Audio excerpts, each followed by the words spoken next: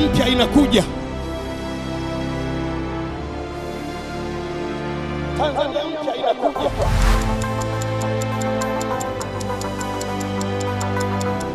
Tanzania yenye uchumi mzuri inakuja. Niliwaona wahubiri Tanzania wanatoka kwenye udongo, wanaiteketeza dunia kwa moto wa Bwana. Ninayo ndoto!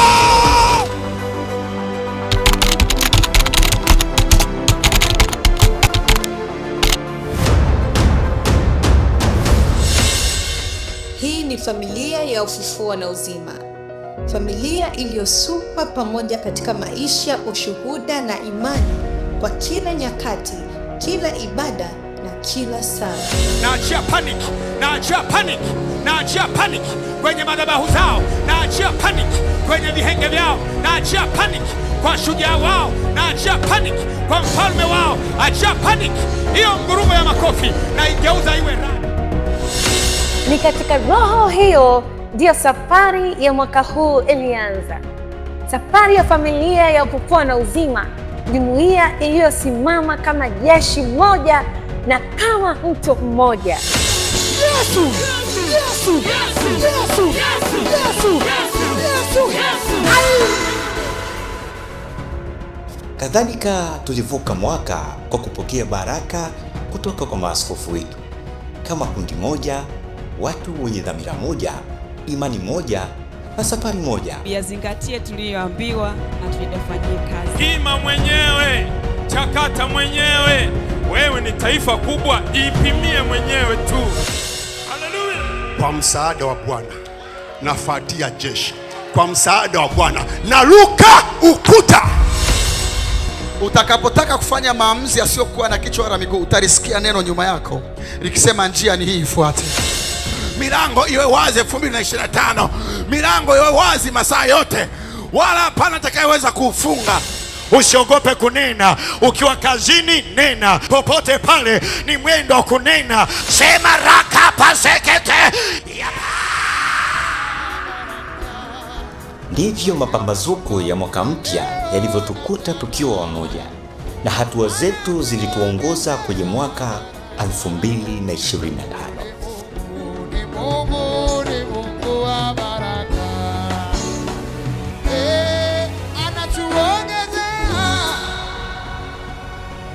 Katika kilele cha sikukuu ya wanawake, tulishuhudia wanawake wenye ushujaa waliosimama kuhubiri neno kwa ujasiri.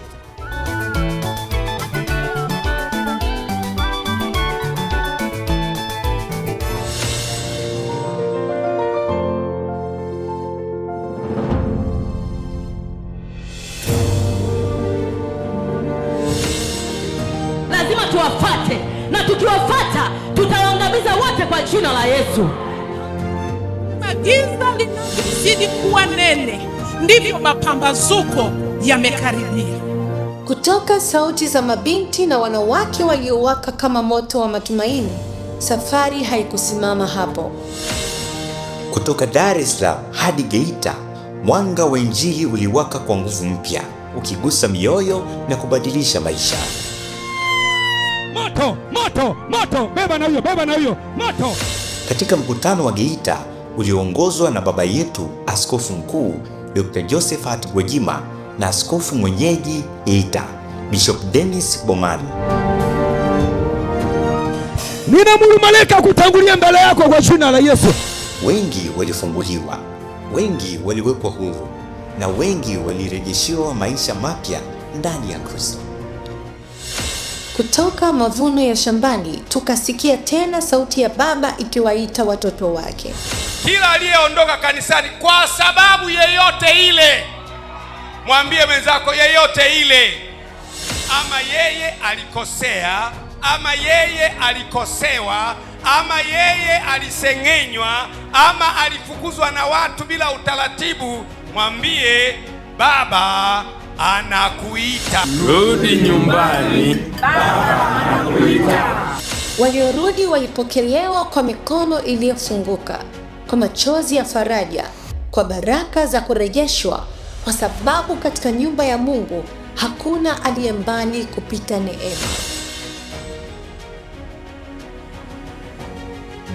Askofu Frenki ndiye kwa mara ya kwanza aliyechapa kitabu cha maombi ya kushindana. Huyu ndiye aliyeanzisha idara ya vitabu. Alikuwa anaitwa Miriam Kupenda. Mwanangu, na kuachilia katende mambo makubwa, na kuachilia kafufue wafu, karudishe waliofungwa, kafariji watu, na kuanzia leo naifungua mbingu. Mungu akutumie na kuzidi katika jina la Yesu Kristo. Amen.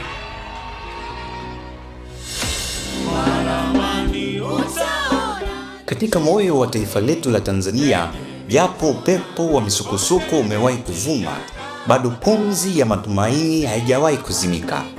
Kutoka kwenye kinywa cha baba yetu Bishop Dr. Josephat Mathias Gwajima kulikuwa na tamko la kukemea utekaji na kupinga uovu. Ninaomba niwaambie ukweli kwamba utekaji si utamaduni wetu wa Kitanzania, na ni jambo ambalo halitakiwi kabisa kuwa entertained na mtu yoyote.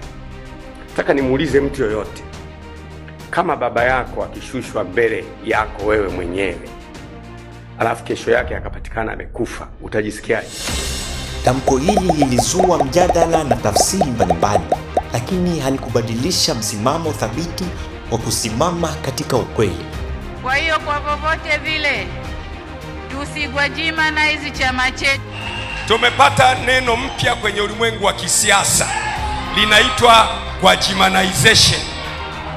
Kama hii ndiyo maana ya Gwajimanization, basi naipokea kwa mikono ya shukrani, na ningependa kila mtu awe Gwajimanize. Ujasiri huu umekuwa sehemu ya imani yetu hata katika nyakati ngumu.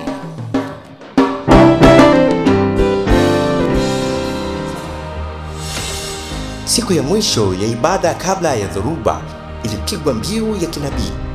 Mungu ameniongelesha kwamba kuna msimu wa kutakuwa na vita kali, lakini kutakuwa na ushindi kali.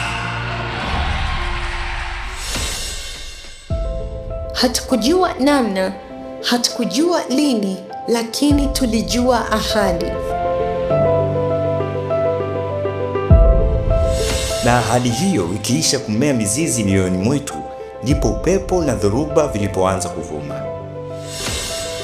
Ni saa 5:15 usiku hapa Dar es Salaam. Polisi wamekuja kuzunguka kanisa la Ufufuo na Uzima hapo Ubungo, na maaskofu hao wamekuja haraka kukimbia kuja kusikiliza ni nini kinachoendelea.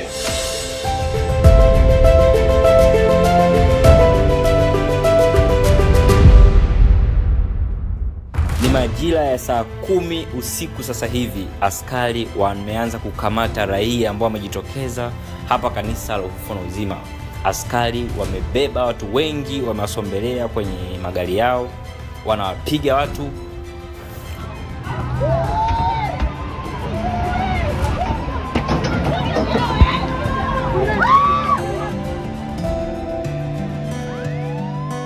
Siku ambayo hatutasahau ilifika. Milango ya hekalu ikafungwa, nyumba yetu ya ibada ikazungukwa, lakini imani haikufungwa, maana imani haiwekwi kwenye utepe wa polisi. Hakuna wa kufunga kanisa la Mungu duniani. Mahali ambapo milango ilifungwa na majengo kuzuiliwa, mioyo yetu iliamua kusimama kwa uthabiti zaidi.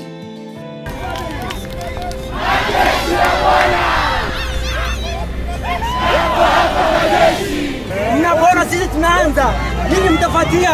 Sawa? Leo nimesabika ile. Ongeza sauti. Nasikia, bwana tulia. Ni muda kwa sauti. Tumekuja hapa twende ibadani, tumekutana na maskari wako bado wameweka na utepe. Lakini kimsingi ni uonevu. Na ndio maana tunataka kurudia, tunasema kwamba hivi.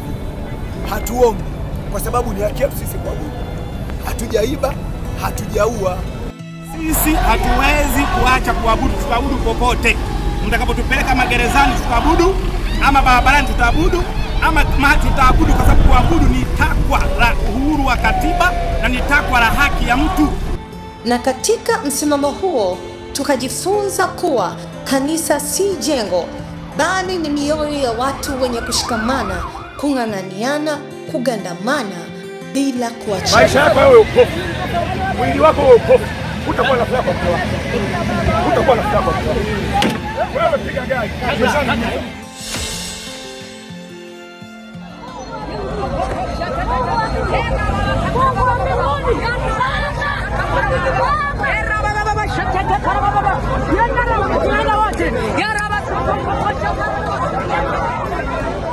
Lakini hata pale machozi yalipopatana na vumbi, mioyo haikuzimia wala imani haikutindika. Tulisimama, tuliimba, tuliomba, kwa sababu tulijua hata katika tanuru la moto Mungu wetu yupo pamoja nasi. Hivyo mito ya maji mengi haitotugharikisha. Tuliponyimwa paa, tuliabudu chini ya anga.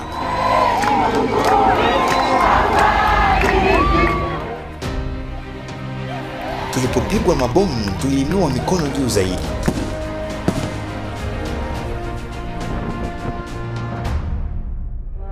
Tulipohama kumbi, imani yetu haikuhama. Popote tulipoenda, tulienda kama familia moja.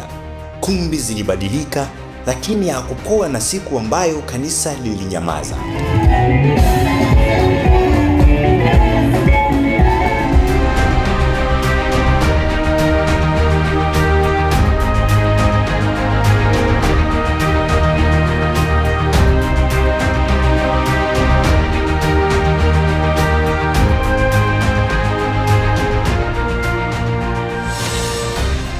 Kama mhubiri alivyosema, kwa kila jambo kuna majira yake.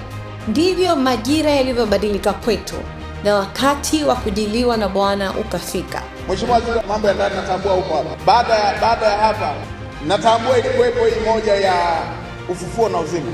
Kaifungulie. Mimi nimefika hapa mkuu wa wilaya ya Ubungo kutekeleza maelekezo ya Mheshimiwa Waziri Mkuu aliyotoa siku ya jana alipofanya ziara katika wilaya yetu ya Ubungo kupitia waziri wa mambo ya ndani, kutoa taarifa rasmi kwamba eneo hili ibada zinapaswa ziendelee kama ilivyokuwa hapo awali. Milango ilifunguliwa, na mara tu lango lilipofunguliwa tulibaini uharibifu mkubwa wa mali, wizi na ujambazi uliofanyika katika nyumba ya Bwana. Ile safe ya kutunzia fedha imevunjwa na fedha zote zimechukuliwa, na pia vifaa vya ofisi, pia kompyuta zimechukuliwa kwa ofisini, kompyuta, laptop, kamera, TV, vinanda, nusu ya viti imechukuliwa. Ni mali ambazo zimekusanywa kwa miaka 30.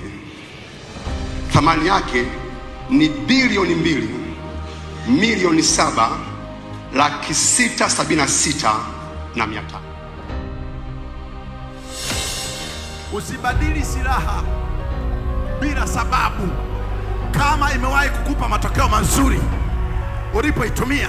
Kanisa linaweza kufungwa kama jengo, bali haliwezi kufungwa kama mwili wa Kristo. Mioyo yetu ilikuwa imara kuliko ilivyokuwa mwanzo. Kulikuwa na kelele ambazo hata mawe yangesikia, vigelegele, machozi, vicheko, shukrani, na moto wa ibada ukawaka kama siku za kwanza.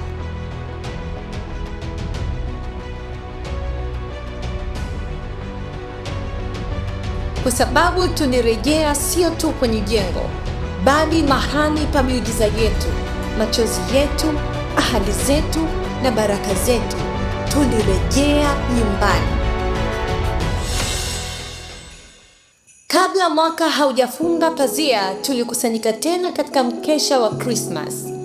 Tukiadhimisha kuzaliwa kwa Mwokozi wetu Yesu Kristo, tulikumbushwa nuru ilikuja duniani na giza halikuweza kuizima. Mungu akisema neno lazima litimie, hata kama neno hilo linapingana na desturi za kibinadamu. Na ndipo sauti ya ushuhuda ikapanda juu. Tulitazama nyuma kwa shukrani na mbele kwa ujasiri na tumaini kuu. Zote za maisha yangu nami nitakaa nyumbani mwa Bwana milele. Komorero hopo. I know your hope. Africa. Africa will be saved. Africa will be saved. Makomorero hopo. I know your hope. Let's go. 1, 2. Katika haya yote tunahimili kwa sababu tumejengwa juu ya mwamba. Umoja wetu hauku